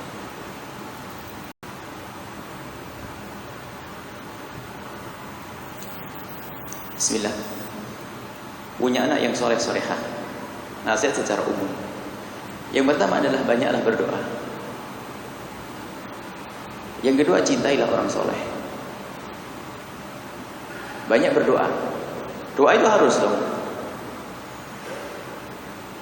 Kemudian di dalam dirimu harus ada kecintaan yang sesungguhnya kepada orang soleh. Karena apa? Kecintaanmu kepada orang soleh ada hubungannya dengan doamu. Kalau engkau tidak mencintai orang soleh, mustahil menghendaki anak pengen soleh. Jadi anda cinta dengan orang soleh dan tampakkan kecintaan itu secara sesungguhnya, pengabdian, pembelaan dan seterusnya, mendoakan orang-orang soleh. Jadi yang pertama adalah berdoa. Ya Allah, jadikan anakku anak yang soleh. Soleh itu maknanya apa? Kau cintai, dekat kepadamu. Yang kedua, cintai, dekatlah dengan orang soleh. Yang ketiga, cintakan anak-anak kita kepada orang soleh. Yang ketiga, cintakan anak-anak kita kepada orang soleh. Untuk hormat, cintakan agar mereka kenal. Zaman dulu tuh orang tua kita itu Masya Allah memperkenalkan kita kepada para ulama. Pada kadang-kadang itu datang ulama suruh buka perutnya, suruh fuh gitu. Pokoknya kasih air, macam-macam. Sisa makannya para ulama direbut, diambil oleh ibu kita, suruh makan biar berkah. Maksudnya biar nyambung hatinya dengan ulama.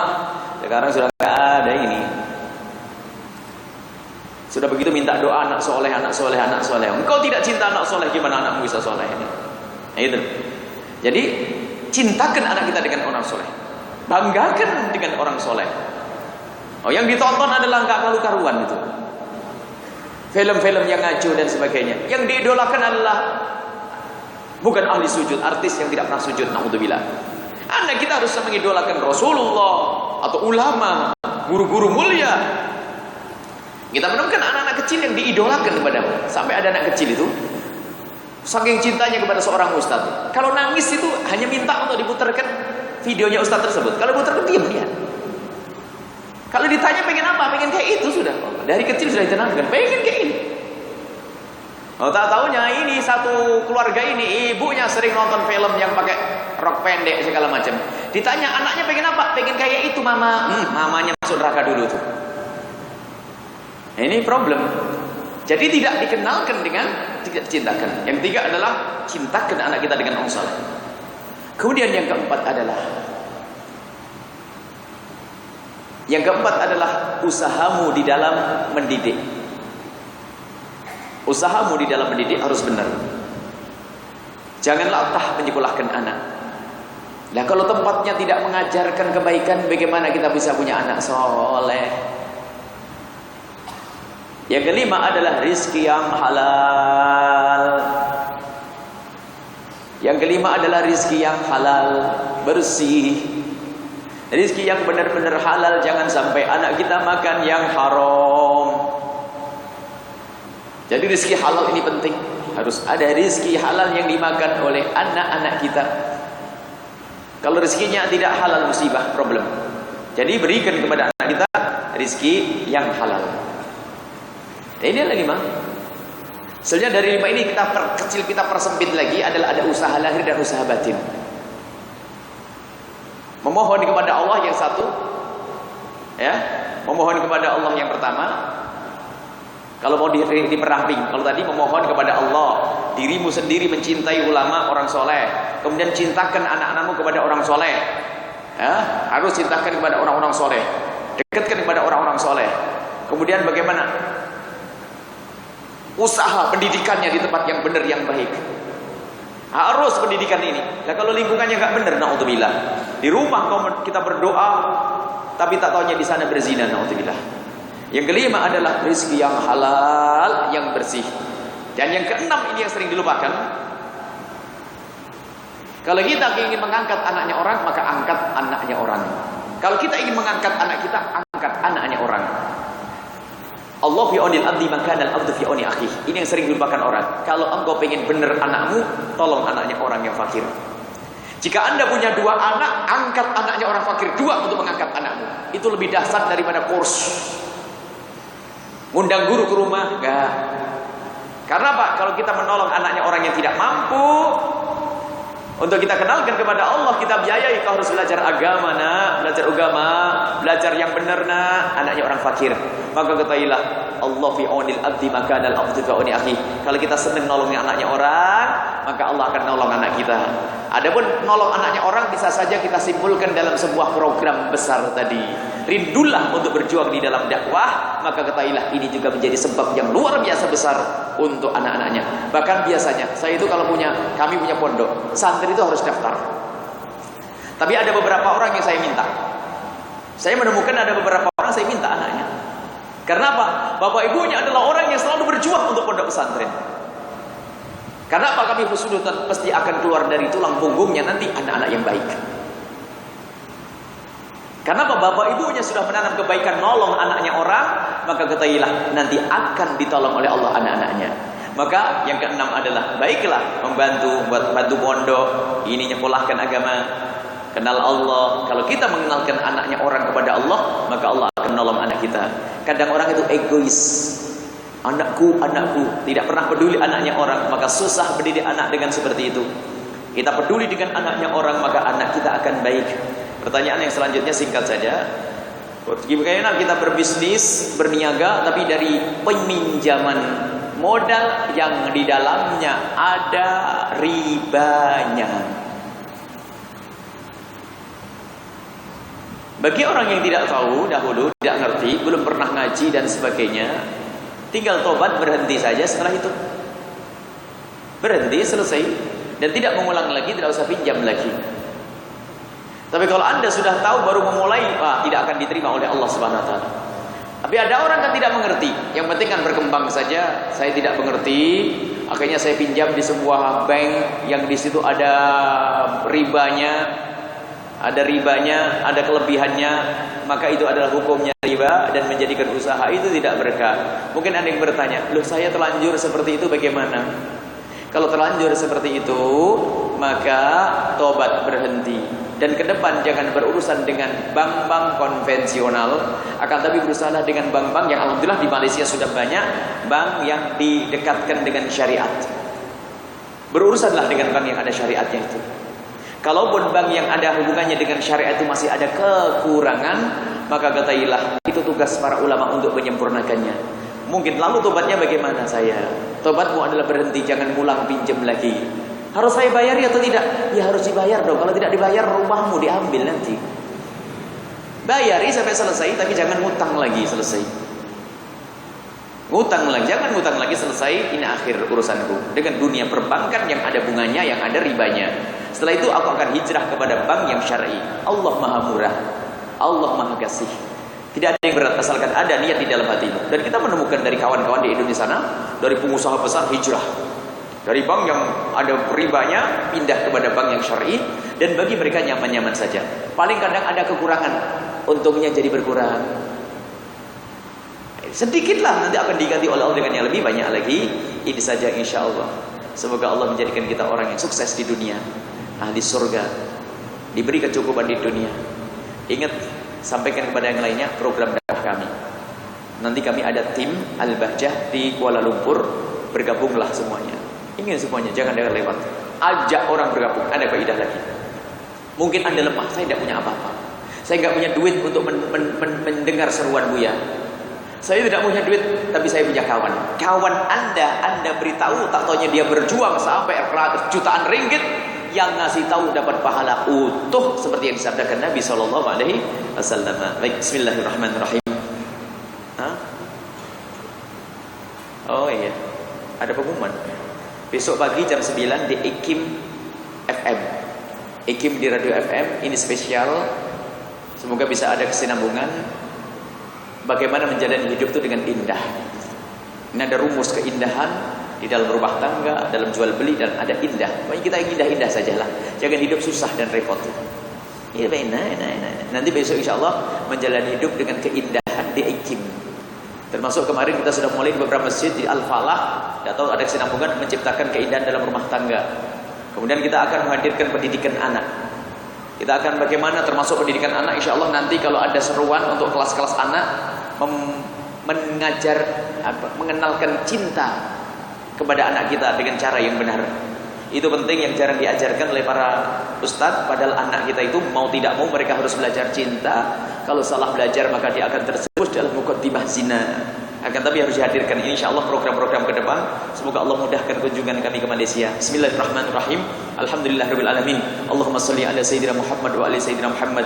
Irhamna wa la tu'adzibna, unsurna wa la takhdhulna, wa afina wa la tumritna, wa akrimna wa la tuhinna, wa athirna wa la tuthir alaina. Innaka ala kulli syai'in qadir. Allahumma ya Allah, Engkau saksikan, Engkau lah yang menyaksikan kami saat ini.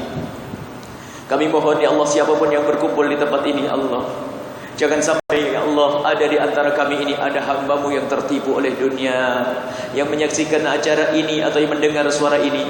Jangan sampai mereka tertipu dengan dunia ya Allah. Kami mohon ya Allah, jadikan mereka adalah orang-orang cerdas yang bisa menjadikan dunia ini menuju surga-Mu ya Allah, yang menjadikan kekayaannya untuk keridhaan-Mu ya Allah. Jangan sampai mereka tertipu dengan kekayaannya lalu menjadi budak dunia ya Allah. Kami mohon jadikan dunia di tangan kami, jangan Kau jadikan dunia di hati kami ya Allah, dan mudahkan urusan dunia kami untuk bekal menuju akhirat ya Allah. Berikan kepada kami kecukupan di dunia ya Allah, dan cukupilah kami kelak di akhirat ya Allah. Ya Allah, ya Allah, ya Allah, dan jadikan kami ya Allah sebab-sebab kejayaan umat kekasih-Mu Nabi Muhammad, dan jadikan kami sebab-sebab kesejahteraan umat kekasih-Mu Nabi Muhammad, dan jadikanlah kami sebab kecukupannya umat kekasih-Mu Nabi Muhammad ya Allah. Lapangkan rezeki kami ya Allah untuk bisa berderma ya Allah. Lapangkan rezeki kami untuk kami bisa berbuat baik ya Allah, dan jangan sampai harta kami hanya untuk dunia ya Allah. Bimbing kami ya Allah, bimbing kami ya Allah. Maka kami mohon ya Allah, jika ada di antara yang hadir ini adalah orang-orang kaya yang telah Engkau beri harta yang melimpah ya Allah, ya Allah, kami mohon jadikan mereka orang kaya ahli surga ya Allah. Mudahkan mereka untuk bisa berderma di tempat yang benar ya Allah, berderma di tempat yang Kau ridai ya Allah, berderma di tempat yang benar-benar Engkau lihat dengan kasih sayang-Mu ya Allah. Dan siapapun yang saat ini ya Allah Kau uji dengan kekurangan, hutang dan sebagainya, maka kami mohon berikan kecukupan ya Allah, dan mudahkan mereka dalam membayar hutang mereka ya Allah. Dan kami mohon yang sempit rezeki, lapangkan dengan rezeki yang halal penuh berkah. Dan kami mohon ya Allah, jadikan hidup kami di dunia ini mukaddimah kami kelak hidup di surga bersama kekasih-Mu Nabi Muhammad. Maka berikan kepada kami kebahagiaan dalam rumah tangga kami ya Allah, suami istri yang saling mencintai karena-Mu ya Allah, yang saling mengasihi ya Allah, yang saling yang saling memperhatikan ya Allah, yang saling berkorban karena-Mu ya Allah. Jauhkan kami dari percekcokan dan permusuhan dalam rumah tangga ya Allah, yang saat ini banyak terjadi, suami istri ribut dan ribut. Kami mohon ya Allah, lembutkan hati mereka ya Allah, sehingga mereka bisa saling mencintai karenamu. Dan kami mohon tambahkan kecintaan kami kepada pasangan kami ya Allah, tambahkan kecintaan kami kepada pasangan kami ya Allah. Jangan kau kurangi sedikit pun kami takut di saat berkurang cinta itu lalu kami kurang mengabdi ya Allah, ya Allah, ya Allah, ya Allah. Dan kami mohon ya Allah, yang belum menikah mudahkan mereka untuk mendapatkan pasangan orang-orang mulia yang kau muliakan, yang menjadi sebab mereka mulia di dunia dan di akhirat. Dan kami mohon ya Allah, jadikan atasan kami menjadi orang ahli surga, dan yang bekerja bersama kami jadikan mereka ahli surga ya Allah. Jaga pemimpin-pemimpin kami ya Allah, berikan kepada mereka petunjuk dan hidayahmu ya Allah. Bimbing pemimpin-pemimpin kami ya Allah. Dan kami mohon ya Allah, jauhkan kami dari sebab-sebab kehinaan ya Allah. Jauhkan kami dari minuman keras, jauhkan kami ya Allah dari meninggalkan salat. Satu salat yang kami tinggalkan cukup untuk masuk neraka jahanam ya Allah. Maka kami mohon ya Allah, jika ada di antara yang hadir ini ada hamba-Mu yang pernah meninggalkan salat, kami mohon berikan kesadaran dan ampuni mereka ya Allah. Dan kami mohon jauhkan kami dari makan riba. Dan kami mohon jika ada di antara yang hadir ini ada hamba-Mu yang masih berurusan dengan riba ya Allah, pandang mereka dengan kasih sayang-Mu ya Allah. Pindahkan ke tempat yang mulia, jauhkan dari riba dan tambahkan keberkahan hartanya, dan perbanyak hartanya dengan harta yang bersih tanpa riba ya Allah. Sungguh bagimu sangat mudah ya Allah. Jangan sampai ada di antara yang hadir ini ada hamba-Mu yang terus terjerumus dalam kubang kehinaan riba ya Allah. Dan kami mohon jauhkan kami dari melampiaskan syahwat dengan cara yang haram. Jauhkan kami ya Allah dari zina yang busuk, hina dan kau hinakan ya Allah. Jauhkan kami dari zina yang busuk, hina dan kau hinakan itu ya Allah. Jauhkan kami dari zina, sebab perzinaan ada di mana-mana. Pembangkit syahwat ada di mana-mana. Pembangkit syahwat ada di HP kami, ada di laptop kami, ada di televisi kami. Kami mohon ya Allah, jaga kami dan anak-anak kami dari zina yang busuk, hina dan kau hinakan itu ya Allah, yang menjadi sebab kefakiran lahir dan batin, fakir di dunia dan di akhirat. Maka kami mohon ya Allah, jika ada di antara yang hadir ini atau yang menyaksikan acara ini atau yang mendengar suara ini, ada di antara mereka adalah hamba-Mu ya Allah yang pernah terpeleset dalam hina dan busuknya zina, kami mohon ya Allah, pandanglah mereka dengan kasih sayang-Mu, ampuni mereka dan tutup aib mereka di dunia, tutup aib dan celah mereka di dunia, sehingga di dunia tidak dihinakan oleh siapapun, dan tutup aib mereka di akhirat ya Allah, sehingga di akhirat tidak kau siksa. Dan jangan kau cabut nyawa kami sebelum kau ampuni dosa kami ya Allah. Ya Allah, jangan kau cabut nyawa kami ya Allah sebelum kau ampuni dosa kami. Dan kami mohon ya Allah, kami ingin saat kau hendak mencabut nyawa kami nanti ya Allah, kami ingin kau cabut nyawa kami saat kami sujud di dalam salat kami. Kami ingin kau cabut nyawa kami di saat kami menyampaikan kebenaran. Kami ingin ya Allah kelak kau cabut nyawa kami dalam keadaan kami berjuang di jalan kekasih-Mu Nabi Muhammad. Kami ingin mati dalam keadaan iman ya Allah, dalam keadaan mulia ya Allah. Kami mohon ampuni orang tua kami dan guru-guru kami ya Allah. Ampuni orang tua kami dan guru-guru kami, dan berikan kasih sayang-Mu kepada mereka semua. Dan kami mohon jadikan kami hamba-hamba yang saling mencintai karenamu ya Allah. Jauhkan dari kebencian ya Allah, jauhkan kami dari dengki, jauhkan kami dari dendam yang menyiksa. Maka kami mohon ya Allah, jika ada orang berbuat salah kepada kami, jika ada orang menyakiti kami, jika ada orang aniaya dan zalim kepada kami mohon jangan kau timpakan musibah kepada mereka ya Allah. Jangan kau hukum mereka, ampuni mereka, berikan kesadaran. Sungguh kami tidak rela jika ada orang masuk neraka atau kau hukum gara-gara dosa, gara-gara melakukan kesalahan kepada kami. Dan kami mohon ya Allah, lapangkan hati kami ya Allah. Jika ada orang berbuat salah kepada kami, jadikan kami mudah untuk melupakannya ya Allah. Kami tidak ingin menyimpan biarpun 1 menit ya Allah. Kami tidak ingin sakit hati kami ya Allah. Kami ingin hati kami bersih ya Allah. Itulah hamba-hamba yang kau janjikan akan di surga-Mu untuk masuk surga dengan qalbun salim, dengan hati yang selamat. Maka selamatkan hati kami ya Allah. Dan kami mohon ya Allah, seperti Engkau perkumpulkan kami saat ini, seperti Engkau pertemukan saat ini, pertemukan dan kumpulkan kami kelak di surga bersama kekasih-Mu Nabi Muhammad. Jangan sampai ada yang Kau tinggal satupun ya Allah. Jangan sampai ada yang Kau tinggal satupun ya Allah. Kami tidak rela, jangan ada yang Kau tinggal ya Allah. Kalaupun dia ahli maksiat di hari kemarin, jadikan esok hari menjadi ahli taat. Kalau dia banyak dosa, ampuni ya Allah. Engkau yang telah mengumpulkan mereka di sini. Begitu mudah bagimu untuk mengumpulkan di sini, maka begitu mudah bagimu untuk masukkan ke surga ya Allah. Pengampunanmu ya Allah. Dan kami mohon ya Allah, semua yang telah berjuang di masjid ini ya Allah, atau yang berjuang bersama program kami ya Allah, berikan kepada mereka semua ketulusan dan keikhlasan. Apakah yang berjuang dengan ilmunya, atau berjuang dengan hartanya, atau berjuang dengan tenaganya, atau berjuang dengan pemikirannya, atau berjuang dengan panjatan doa di tengah malam, kami mohon berikan kepada mereka ketulusan dan keikhlasan. Dan kami mohon kirimkan kepada kami ya Allah, bersama kami berjuang-berjuang ya Allah, ahli juru-juru dakwahmu berjuang-berjuang yang tulus dan ikhlas. Kirimkan kepada kami orang-orang tulus dan ikhlas yang bisa berjuang bersama kami, dan jadikan kami bersama mereka ya Allah. Dan jadikanlah perkumpulan ini perkumpulan yang kau ridai ya Allah. Setelah kau kumpulkan kami ya Allah, jangan sampai kami keluar dari perkumpulan mulia ini. Dan panjangkan umur kami dalam ketaatan serta sehat walafiat. Dan kami mohon berikan kepada kami semua husnul khatimah. Dan kami mohon ya Allah, jangan kau cabut nyawa kami sebelum kau ampuni dosa kami ya Allah. Kami mohon ya Allah, jangan kau cabut nyawa kami sebelum kau ampuni dosa kami. Maka ampuni dosa kami ya Allah, ampuni dosa kami ya Allah, ampuni dosa kami ya Allah. Dan harta kami yang saat ini kami tumpuk ya Allah, jangan sampai itu menjadi beban kami di saat melangkah di padang mahsyar dan menyeberang siratal mustaqim.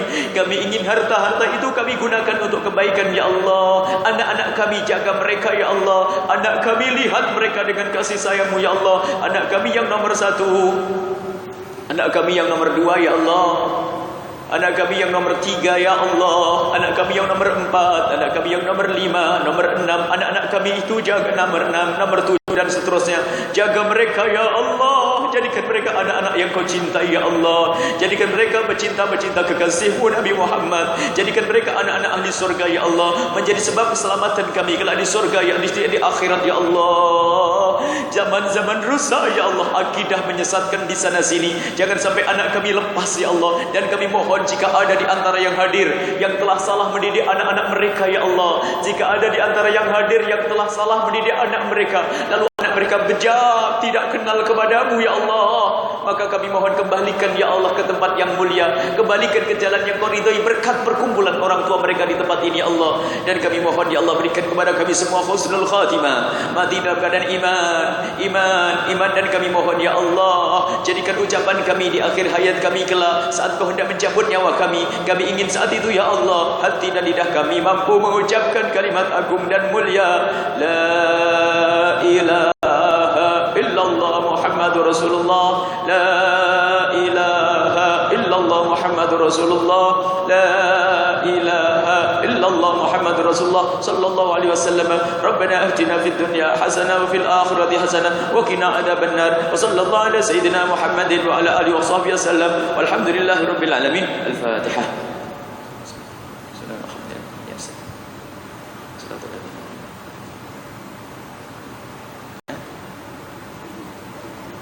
Bismillah. Salaman insyaallah. Salaman, ada yang bersalaman mohon rapi, biarpun kami buru-buru nanti agak cepat saja. Mungkin langsung salaman kita. Yang penting saya ingin bersentuhan dengan insyaallah ahli-ahli surga insyaallah. Mohon maaf, mohon doa selalu. Wabillahi taufiq wal hidayah. Assalamualaikum warahmatullahi wabarakatuh. Waalaikumsalam warahmatullahi wabarakatuh. Para jemaah yang dirahmati Allah, mohon duduk sebentar. Mohon duduk sebentar. Pihak masjid mengucapkan terima kasih bagi seluruh jawatan kuasa pegawai masjid, mengucapkan jutaan penghargaan dan terima kasih kepada Buya Yahya kerana dapat hadir memberi ceramah ilmu kepada kami dalam tajuk Cari Dunia Cinta Akhirat insya-Allah. Jadi buat barisan untuk bersalaman, dan untuk makluman ada anak-anak kecil bawa karung warna hijau tu untuk sumbangan. Jadi minta tolong bagi. Jangan peluk, jangan cium, bersalaman sahaja. Buat barisan mudah. Jadi jumpa anak-anak kecil tu karung hijau, minta masuk derma sedikit untuk tabung penyemarahan masjid insya-Allah. Salam sahaja, buat barisan.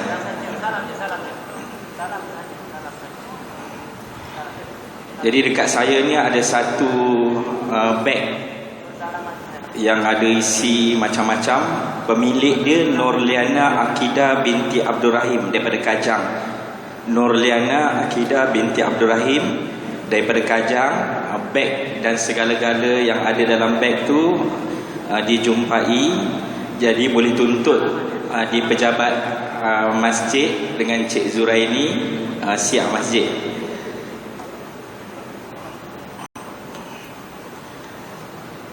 Jadi insyaAllah esok Buya Yahya pagi live di Radio Aikim jam 9.15. Jam 9.15 Buya Yahya akan live di Radio Aikim.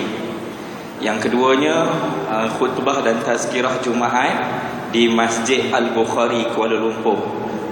Khutbah dan tazkirah Jumaat di Masjid Al-Bukhari Kuala Lumpur pagi esok.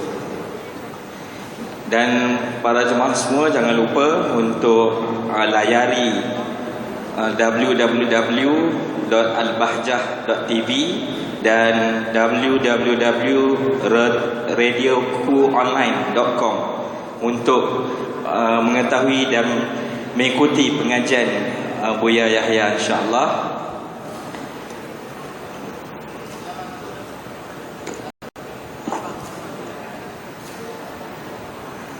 Jadi jangan lupa jumpa anak-anak kecil bawa karung hijau tu untuk sumbangan untuk tabung perkhidmatan masjid. Untuk makluman para hadirin, 23 Mei kuliah maghrib di Masjid Al-Khairiyah akan disampaikan oleh Tuan Guru Baba Ismail Sepanjang. 23 Mei di Masjid Al-Khairiyah Taman Seri Gombak, kuliah maghrib akan disampaikan oleh Tuan Guru Haji Baba Ismail Sepanjang Al-Fatani. Jadi jemput hadir insya-Allah.